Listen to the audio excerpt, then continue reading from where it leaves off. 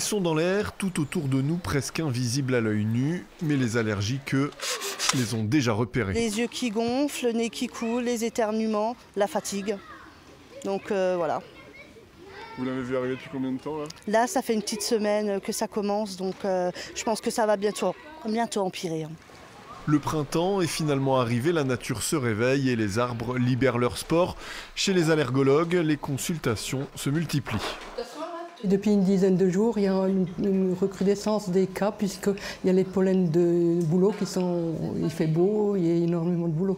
Donc les gens viennent avec les yeux rouges, le nez qui coule, des éternuements. Et c'est à ce stade-là qu'il ne faut pas se contenter de faire un traitement symptomatique juste pendant la saison, qu'il faut envisager après la saison de faire une désensibilisation puisque c'est le seul moyen de guérir.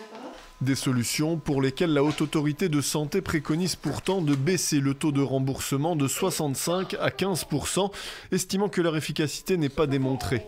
Un avis loin d'être partagé par les allergologues.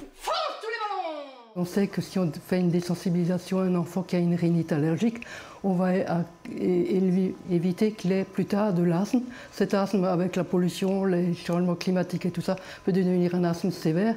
Et plus tard, il aura peut-être des hospitalisations, besoin de traitements très lourds comme les biothérapies, et ce qui coûtera très cher à la sécurité sociale. Pour les allergiques, le calvaire ne fait que commencer quand les bouleaux, les frênes et les charmes auront fini de libérer leur pollen. Ce sont les graminées qui prendront le relais.